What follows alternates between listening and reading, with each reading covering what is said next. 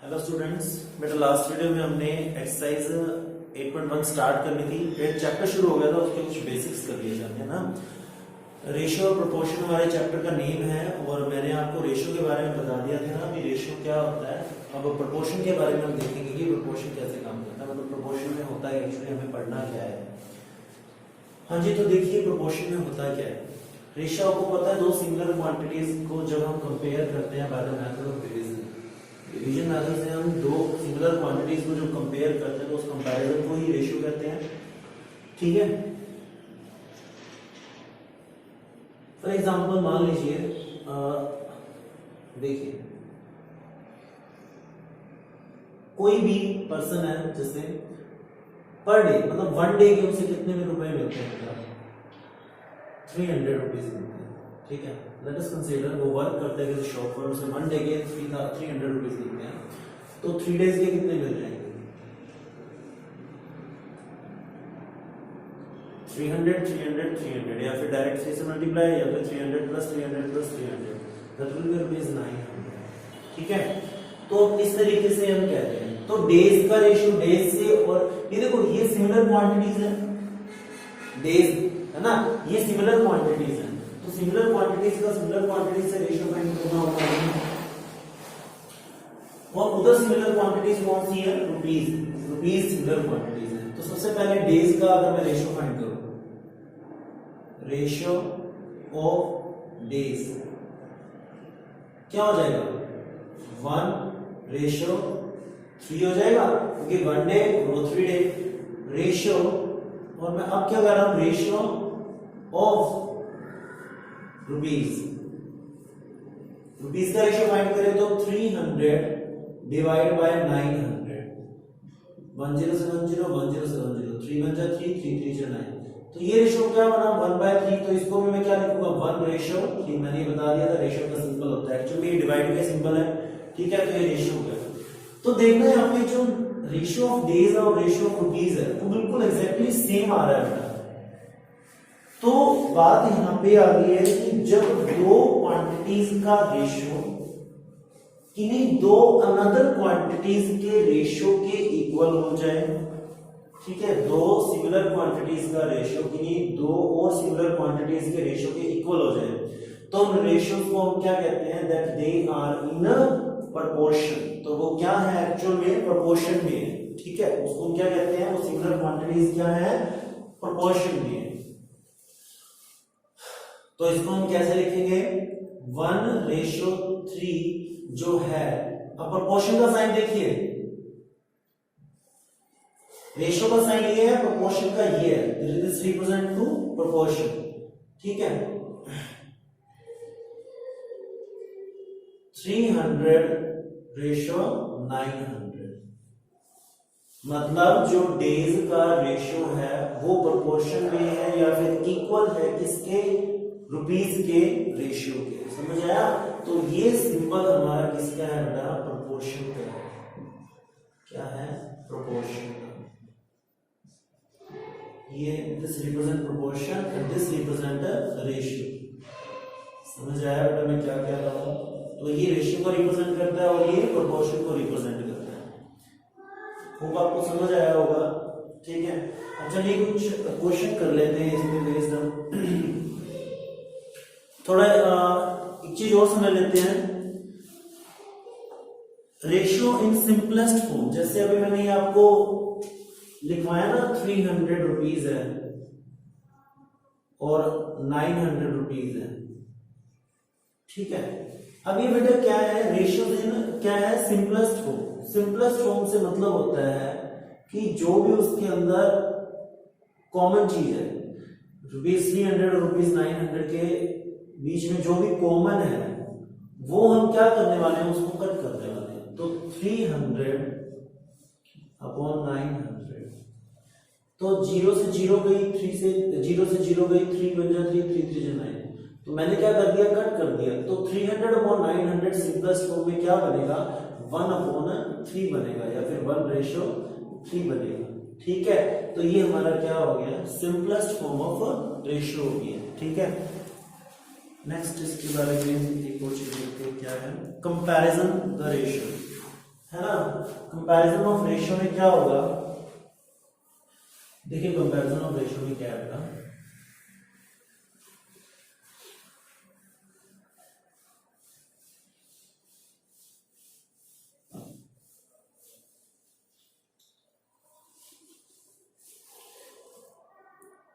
जैसे आपके पास एग्जांपल है, एक तो है 2/3, एक 3/4, 2/3 एंड 3/4, कोई भी एक एग्जांपल ले लेंगे, ठीक है। लीजिए, तो हमें कंपेयर करना है कि कौन सा रेशियो बड़ा है, कौन सा रेशियो छोटा है। तो एक्चुअल में तो बेटा ये हमने किया ही हुआ है, ठीक है। फ्रैक्शन में किया हुआ ना, कंपैरिजन ऑफ फ्रैक्शंस, वो सेम ही है रेशियो में कौन। तो देखिए यहाँ पे, देखिए इनको क्या कीजिए, डिवाइड, जो हमारे डिनोमिनेटर्स है, डिनोमिनेटर्स का जो हमारे सामने क्या होता है, एलसीएम होता है, उससे वो इनको बना दीजिए। देखिए 3 और 4 का एलसीएम क्या होता है, 12 होता है, ठीक है। तो 3 को मैं 12 कैसे बना सकता हूं, 3 को 12 कैसे बना सकता हूं, 4 से मल्टीप्लाई करूं तो 4 से ऊपर नीचे मल्टीप्लाई कर दिया, ठीक है। और 3/4 जो है, नीचे 4 है, उसको 12 कैसे बना सकता हूं, 3 से मल्टीप्लाई करके, नीचे मैंने 3 से मल्टीप्लाई किया। लेकिन ऐसे थोड़े नीचे कर दिया अपनी मर्जी से, नहीं तो नीचे किया तो ऊपर भी करना पड़ेगा मल्टीप्लाई, जिससे वो कैंसिल हो जाएंगे और सेम टर्म हमारे पास आ जाएंगे। चलिए 4 2 जा 8 ऊपर हो गया, 3 4 जा 12 नीचे आ गया, एंड 3 3 जा 9 हो गया, और नीचे क्या आ गया, 4 3 जा 12। अब मेरी बात सुनिए, दोनों डिनोमिनेटर सेम है, अब ऊपर नंबर कौन सा बड़ा है, 9/12, 9 है ना ऊपर, तो डेफिनेटली 3/4 ही क्या है, फ्रैक्शन बड़ा है। 3/4 हमारा क्या है, फ्रैक्शन बड़ा है। फ्रैक्शन क्या है या रेशियो क्या है, तो 3/4 इज ग्रेटर देन 2/3। ये कंपैरिजन हो गया, ठीक है।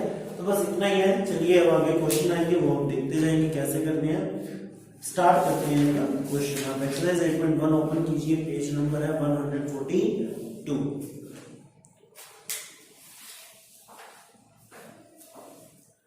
हाँ जी, देखिए, find a ratio b if this ratio this is equal to this ratio this. कोई बात नहीं, क्वेश्चन हमें करने हैं, हम इजी वे में कर लेंगे, ठीक है। देखिए कैसे, ए रेशियो बी, हमें ए और बी के बीच में रेशियो चाहिए बेटा, ठीक है। ए और बी के बीच में रेशियो चाहिए, तो वो क्या है, हमें एक्चुअल में क्या दे रखा है, 3a plus b. First question exercise हमारी है 8.1, ठीक है। क्या दे रखा है, 3a प्लस बी का रेशियो दे रखा है हमें, किससे, a प्लस बी से, दैट इज इक्वल्स टू 9/5। 9/5। अब मेरी बात सुनिए बेटा, हमें पता है जो रेशियो का सिंबल है वो एक्चुअल में डिवाइड का ही तो साइन है, तो बस इसे डिवाइड में ही कन्वर्ट करना और कुछ नहीं है। तो इसे मैं लिख कैसे सकता हूं, देखना बेटा, that will become like this, 3a plus b मैंने ऊपर रखा, जो रेशियो है रेशियो के लेफ्ट राइट हैंड साइड में वो डिनोमिनेटर में आता है, that is a plus b, ठीक है, that is a plus b, equal 9, ratio मतलब 9 डिवाइड बाय 5 हो गया। यहां तक समझ आया। अब देखिए, अब हमने सिंपल इक्वेशन चैप्टर पढ़ा ना, सिंपल इक्वेशन या लीनियर इक्वेशन वाला चैप्टर पढ़ा, उसमें आपने क्या देखा बेटा कि ट्रांसपोजिशन कैसे होता है, नंबर्स का, वेरिएबल्स का ट्रांसपोजिशन करते हैं ना। देखो, जो डिवाइड में होता है वो मल्टीप्लाई में चला जाता है, और जो डिवाइड इधर है वो मल्टीप्लाई इधर चला जाएगा, ठीक है। तो जो जिधर डिवाइड में है, अगर उसको हम दूसरी तरफ ट्रांसपोज करते हैं तो उससे वो मल्टीप्लाई में चला जाता है, ठीक है। चलिए, तो 5 इधर डिवाइड में है तो मैं इसको इधर मल्टीप्लाई में ले आऊंगा, और a प्लस b इधर डिवाइड में है, इसको मैं उधर मल्टीप्लाई में ले जाऊंगा, समझे आप, बाय ट्रांसपोजिशन। चलिए वो अब नेक्स्ट स्टेप में लिख देंगे, 5 into that will become 3a plus b is equals to 9 उधर ऑलरेडी है, a plus b को मैं उधर लेके जा रहा हूं तो ये मल्टीप्लाई में रहेगा, देखिए a plus b। ब्रैकेट्स का ध्यान रखेंगे, ब्रैकेट्स ओपन नहीं करने हमें, ठीक है ना। अब इसके बीच में मैं यहां पे लिख देता हूं, क्या लिखूंगा, बाय ट्रांसपोजिशन ऑफ। अब देखो मैं अलग अलग चीजों का ट्रांसपोजिशन लिखने वाला हूं, जो भी अलग अलग चीजें मैंने ट्रांसपोज की है ना। ट्रांसपोजिशन ऑफ 5 टू LHS, 5 को हम LHS में लेके गए हैं, and A plus b to RHS, और A प्लस बी को मैं कहां लेके आया हूं, RHS में, तो मैंने ये लिख दिया, ठीक है, by transposition of 5 to LHS and A plus b to RHS, ठीक है। अब ये मल्टीप्लाई में है बेटा, ठीक है, इस चीज को थोड़ा ध्यान रखना, ये मल्टीप्लाई में है।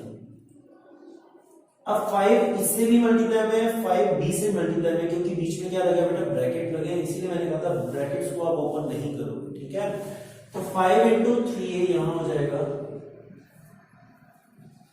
प्लस 5 इंटू बी हो जाएगा यहां, सामने 9 इंटू ए हो जाएगा यहां, प्लस बीच में है 9 इंटू बी हो जाएगा, ठीक है। अब मैं इसको क्या लिख सकता हूं, 5 इंटू 3 15, साथ में क्या है a, प्लस 5 इंटू बी को मैं 5b लिख सकता हूं, ठीक है। 9 इंटू ए को 9a, प्लस 9 इंटू बी को 9b। अब मेरी बात सुनिए यहां पे ध्यान से, जो सेम वेरिएबल्स वाली टर्म्स हैं उनको आप सेम तरफ ले आइए, मतलब जो a वाला वेरिएबल है उसको a की तरफ ले आइए, और जो b वेरिएबल है उसको b की तरफ ले जाइए, मतलब इन दोनों को एक तरफ कर लीजिए, इन दोनों को अपनी अपनी तरफ कर लीजिए। तो 15a है और 9a है, यहाँ पे इक्वल साइन, 9a इधर पॉजिटिव है ना, देखो कोई भी सिंबल नहीं है, सिर्फ पॉजिटिव है, तो पॉजिटिव को जब लेफ्ट हैंड साइड पे लेके आऊंगा तो ये क्या होगा, नेगेटिव बन जाएगा, और 5 भी इधर पॉजिटिव है, देखो पॉजिटिव है, ये उधर जाएगा तो ये क्या बन जाएगा, नेगेटिव बन जाएगा। तो 15a इधर है ऑलरेडी, 9a को मैं इधर लेके आया हूं by transposition, 9b is already there, 5b को मैंने क्या कर दिया उधर ट्रांसपोज, तो ये माइनस का क्यों बन गया, क्योंकि इधर प्लस का है। अब इसके लिए मुझे यहां लिखना होगा by transposition, by transposition of 9a to LHS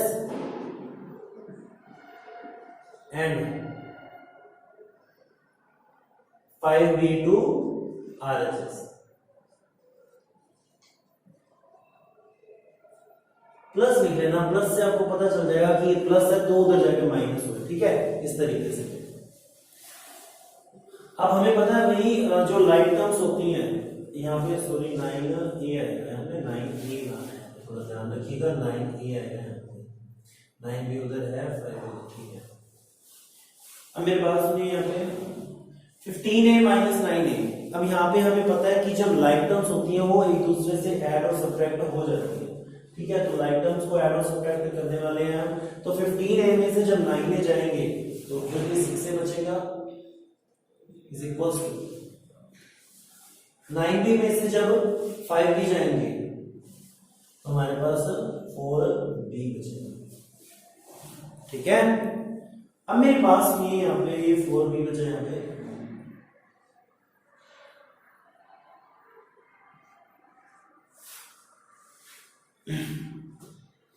अब यहाँ पे ध्यान दीजिए बेटा, मैं क्वेश्चन यहाँ पे कर रहा हूँ बच्चों, और मेरी क्वेश्चन, ठीक है, यहां से यहाँ के बाद CF से यहाँ पे जाना, ठीक है। देखिए हमारे पास क्या बचा है, मैं वहीं से उठा रहा हूँ, 6a is equal to 4b, मुझे क्या चाहिए, a रेशो b चाहिए ना, मुझे a रेशो b चाहिए ना, तो देखो a की डिवाइड में b आ जाए तो a रेशो b बन जाएगा, तो भाई b इधर मल्टीप्लाई में है, तो b मल्टीप्लाई से कहां आता है, डिवाइड में, चलिए 6 इधर ऑलरेडी है, b को इधर ले आइए, b डिवाइड में आएगा क्योंकि उधर मल्टीप्लाई में है, सामने क्या रहेगा हमारे पास 4।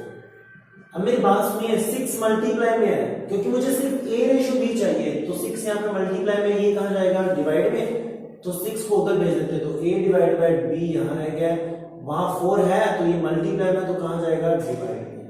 तो देखो ये, अब इसको मैं काट दूं, चलो नेक्स्ट स्टेप में इसको काटते हैं,